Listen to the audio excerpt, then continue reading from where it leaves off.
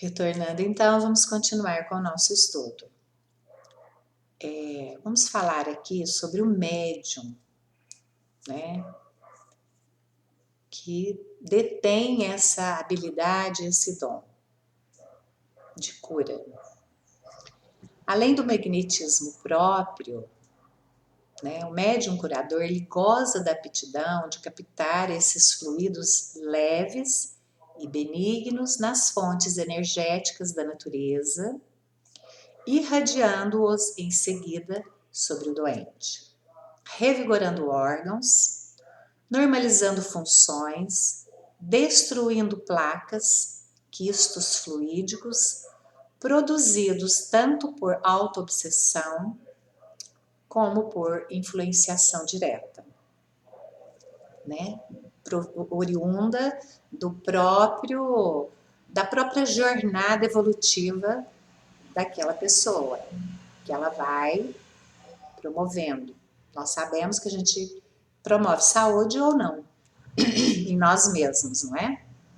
Então, o médium se coloca em contato com essas fontes ao orar, fazer a sua concentração, né, a sua prece, se concentra, animado, aí, imbuído pelo desejo de fazer a caridade, e como a lei do amor é a que deve presidir todos os atos da vida espiritual superior, ele se coloca em condições de vibrar em consonância com todas as atividades universais da criação, encadeando forças de alto poder construtivo que vertem sobre ele e se transferem então ao doente.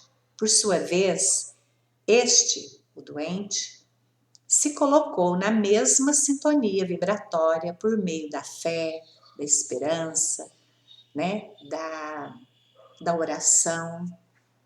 Então, os fluidos radiantes interpenetram o corpo físico, atingem o campo da vida celular, bombardeiam os átomos, e levam-lhes a vibratória íntima e injetam nas células uma vitalidade mais intensa. Em consequência, acelera as trocas, que é a assimilação e eliminação, resultando em uma alteração benéfica que repara lesões ou equilibra as funções no corpo físico. Então, qual a necessidade neste momento, quando não se trata de uma cirurgia, apenas de reparação, de fazer a transferência das energias positivas e necessárias, saudáveis, né, para modificar as células doentes no campo e no corpo do paciente, do atendido. Não há necessidade de estar incorporado. Não há. O bom médium, tem uma parte de estudos que nós vamos desenvolver no futuro a respeito do desenvolvimento mediúnico. O ser humano, o médium, somos todos, ele caminha para a intuição verdadeira, uma mediunidade intuitiva. À medida que a gente evolui, nós vamos saindo do campo das incorporações, especificamente, e adentrando o campo da intuição pura. Não vai haver mais as incorporações. Mas isso é para um longo tempo para frente, à medida que a gente vai caminhando e vai desenvolvendo o nosso coração espiritual e a nossa mente espiritual. Então, não há necessidade de incorporação. Há apenas a sintonia com os assistentes espirituais que estão ancorando as energias, né, o trabalho naquele momento. Agora, nas operações cirúrgicas feitas diretamente no corpo físico, os espíritos operadores, aí sim, incorporam no médium, né, que dispõe essa faculdade. Estes, como autômatos, operam o paciente com os mesmos instrumentos da cirurgia terrena, porém sem anestesia e dispensando qualquer precaução de asepsia. Em certos casos, embora raros, o espírito incorporado, ele logra o mesmo resultado cirúrgico utilizando objetos de uso doméstico, facas, tesouras, garfos, estiletes, enfim, como instrumentos operatórios, igualmente sem quaisquer cuidados antissépticos. Por quê? O cirurgião invisível, incorporado no médium, corta ali o local, extirpa as excrescências mórbidas, drena tumores, desata atrofias, desimpede a circulação obstruída, reduz estenoses ou elimina órgãos irrecuperáveis. Então, semelhantes intervenções, além de seu absoluto êxito, são realizadas em um espaço de tempo exíguo, muito acima da capacidade dos mais abalizados cirurgiões do mundo físico. Então, o tempo que leva essa cirurgia feita pelo médico espiritual incorporado no médium, ela ultrapassa até a compreensão, né, do médico físico, que levaria, por exemplo, 2, 3, 10 horas. O médico espiritual incorporado, ele processa isso numa rapidez muito menor, um tempo muito menor, e depois os diagnósticos, né, são feitos com absoluta exatidão e sem necessidade de chapas radiográficas, eletrocardiogramas, hemogramas, encefalogramas, enfim, ou quaisquer pesquisas de laboratórios. Então, nessas operações mediúnicas processadas diretamente no paciente ali operado, podem inclusive apresentar cicatrizes, estigmas operatórios, como ficarem livres de instrumentos da cirurgia terrena. Isso vai ter uma variável. Quando opera incorporado no médium, o espírito sempre é auxiliado por companheiros experimentados na mesma tarefa, que cooperam e ajudam no controle da intervenção cirúrgica, no diagnóstico seguro e rápido e no exame antecipado das anomalias dos enfermos a serem operados. Então, entidades experimentadas na ciência química transcendental preparam os fluidos anestesiantes e cicatrizantes, transferindo-os depois do mundo oculto para o cenário físico, através da materialização na forma líquida ou gasosa, conforme seja necessário. Aqui eu faço um parêntese, eu já assisti algumas intervenções feitas, eu era criança, feita por José Arigó, meus pais estiveram lá, e eu presenciei, eu como criança curiosa, adentrei o recinto onde se processavam, onde aconteciam as cirurgias. E eu vi José Arigó levantando a pálpebra, né, aqui, essa região, colocando tipo um canivete que, assim, arrepia. Naquele momento eu fiquei arrepiada, assim, muito impressionada, muito assustada. Eu achei que ele ia furar o olho da pessoa. No entanto, ele fez uma incisão interna e de lá escorreu um líquido purulento, porque a pessoa tinha um problema muito grave no olho. E eram 2 pessoas, uma delas se curou.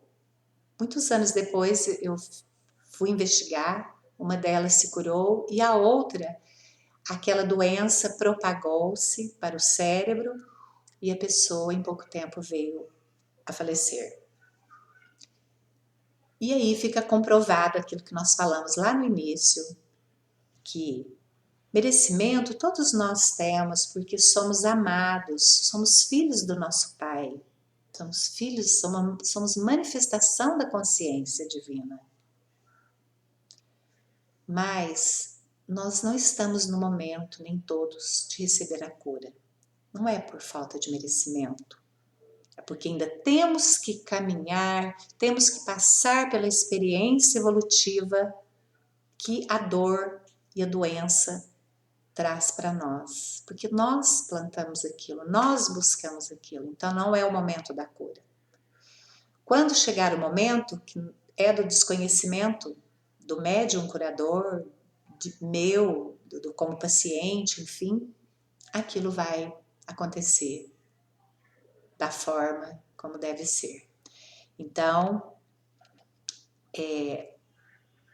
quando a gente olha e acha que não há asepsia, não há uma higiene, não há os cuidados, aquilo, a grosso modo, porque nós estamos vendo com o olho físico, tudo aquilo já foi feito no nível transcendental da cirurgia, dos atendimentos e dos procedimentos. Por isso, tudo deve ser previamente marcado, porque a equipe espiritual faz o exame da pessoa que vai passar por aquele processo, no dia marcado, com os procedimentos, os cuidados, o regime, o repouso, né? Por quê? Que nos pedem para não bebermos, fumarmos, alimentarmos, né, com uma alimentação carnívora, porque tudo isso faz parte de uma energia muito densa de terceira dimensão, matéria muito pesada. Então dificulta o trabalho desses médicos espirituais. Então a gente não deve abster apenas nesses momentos, devemos fazer um trabalho interno para nós irmos distanciando, né, deixando quanto mais longe possível esses hábitos pesados, se afastando e se diluindo do nosso dia a dia. Que mais, né, o processo que a gente pode falar? O processo de refluidicação também, com o aproveitamento dos fluidos do próprio doente, lembra algo do recurso de cura adotado na homeopatia, na hemoterapia, né, praticada pela medicina terrena, no qual o médico incentiva o energismo da pessoa debilitada, extraindo-lhe algum sangue e em seguida injetando-o novamente nela em um processo que acelera a dinâmica do sistema circulatório. Então, quais são as diferenças entre as cirurgias realizadas com a presença do paciente e as realizadas à distância? No primeiro caso, os técnicos desencarnados utilizam o ectoplasma do médium de efeitos físicos e também de fluidos nervosos emitidos pelas pessoas presentes. Por isso, não se trabalha, o médium curador não trabalha só. Por favor, não queiram se arvorarem tão capacitados a fazer esse trabalho só, porque cada um que faz parte da equipe, não necessariamente uma equipe grande, mas uma equipe menor, mas que tem elementos, esses irmãos que participam encarnados tenham os elementos necessários de doação, de concentração, porque é através dos fluidos nervosos deles, nervosos não de pessoas desequilibradas, que são emitidos por essas pessoas, que são também utilizados nas cirurgias à distância. Então, essa aglutinação polarizada sobre o enfermo, aliás, cirurgias presentes, desculpa. Então, essa aglutinação polarizada que é projetada sobre o enfermo presente possibilita resultados mais eficientes e imediatos. No segundo caso, que é a distância, os espíritos operadores procuram reunir e projetar sobre o doente os fluidos magnéticos obtidos pelas pessoas que se encontram reunidas à distância. Por exemplo, no lar onde a pessoa vai passar pela cirurgia, aqueles que estão aptos a doar, mesmo que não saibam, é aproveitado deles para doar, para projetar sobre aquele doente que vai passar pelo procedimento. Ou as pessoas que estão à distância na casa espírita, em reunião, em vibrações àquele médium trabalhador no momento da cirurgia, por exemplo, não está na mesma sala, mas estão numa sala, em outra sala da casa, a equipe retira desses irmãos e projetam sobre o doente, e é levado à distância para eles.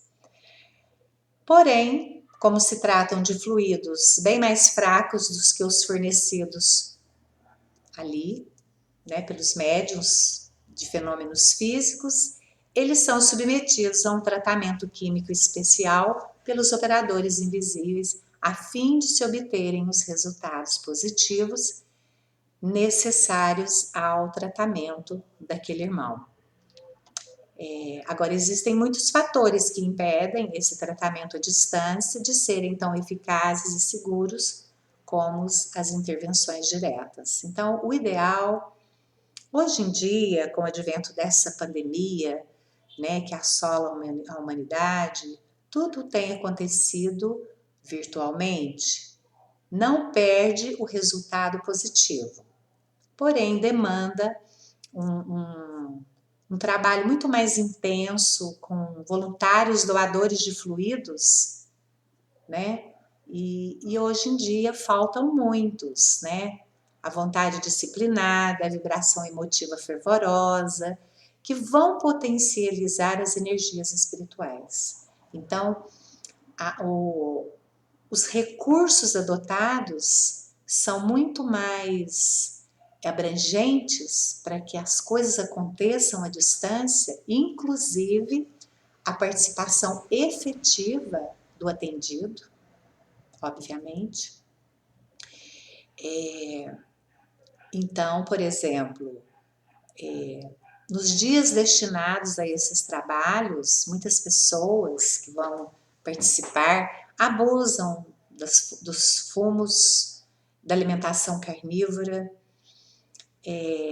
da maledicência, das conversas desagradáveis. Muitos estão angustiados por estarem trancados em casas. Então, assim, é preciso um trabalho muito intenso da espiritualidade para fazer, para buscar esses fluidos necessários para serem projetados nos pacientes à distância.